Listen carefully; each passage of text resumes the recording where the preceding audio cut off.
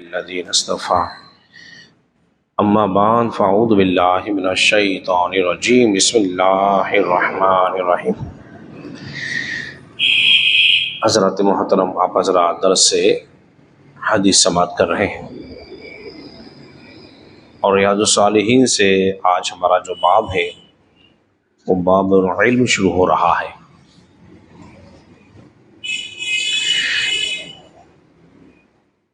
اللہ رب العزت نے شاہ فرمایا وَقُلْ رَبِّ زِدْنِي عِلْمًا،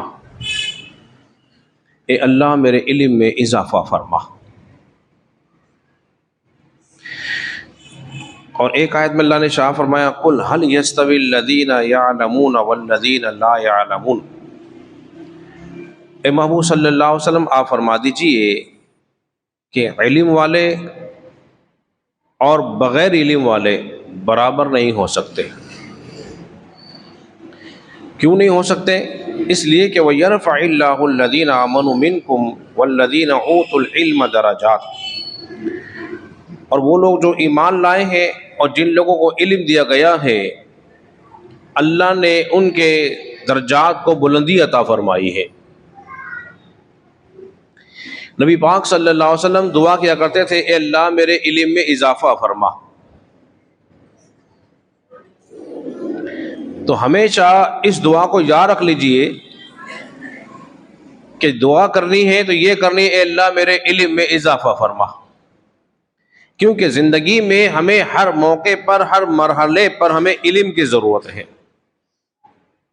اور علم کے بغیر ہمارا گزارا نہیں ہے۔ مثال کے طور پر اگر آپ نے شادی بیاہ کرنا ہے اس میں علم کی ضرورت ہے،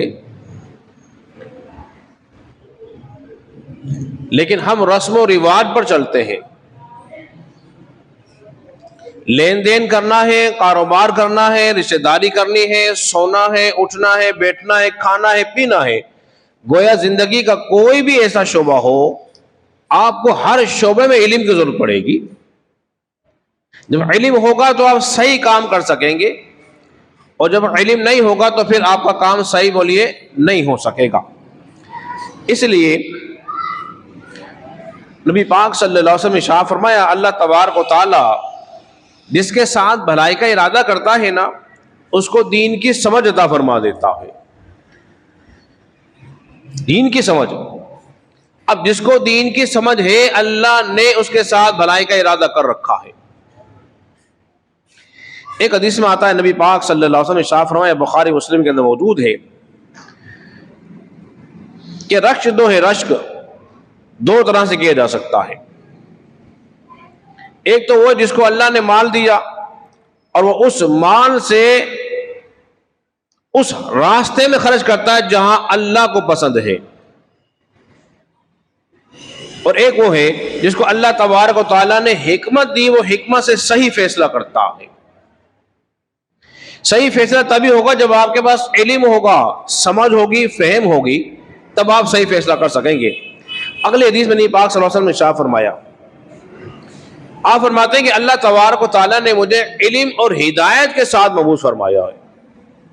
علم بھی دی ہے، ہدایت بھی دی ہے۔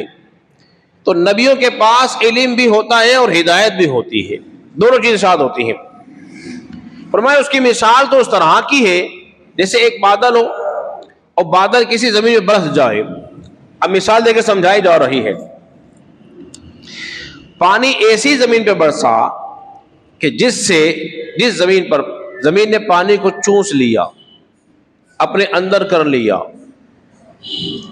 پھر اس پانی سے کیا ہوا، اس زمین پر سبزہ اگایا، گھاس پھوس اگائی، اور لوگ اس گھاس سے اس سبزے سے نفع اٹھا رہے ہیں۔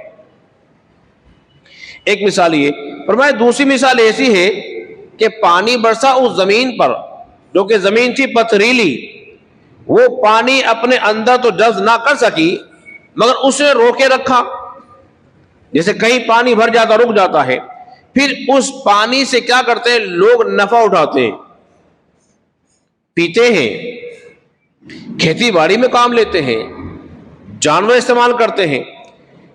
تو اب یہ معلوم ہو رہا ہے اب تیسری مثال دی، پھر میں اس پہ چند ایک باتیں عرض کرتا ہوں. تیسری زمین وہ ہے جو کہ دلدل کی مانند ہے، نہ پانی جذب کرتی ہے، نہ پانی جمع ہوتا ہے، نہ اس میں سبزہ اگتا ہے. تو انسان کو ایسا نہیں ہونا چاہیے، بلکہ ایسا ہونا چاہیے کہ اپنے علم سے خود بھی نفع اٹھائے، دوسروں کو بھی نفع پہنچائے، تب تو فائدہ ہو جائے گا. اور ایک بات یہ بھی مل گئی، انسان کو ہمیشہ ہمیشہ نفع بخش ہونا چاہیے. آخری بات اور آخری حدیث مبارکہ،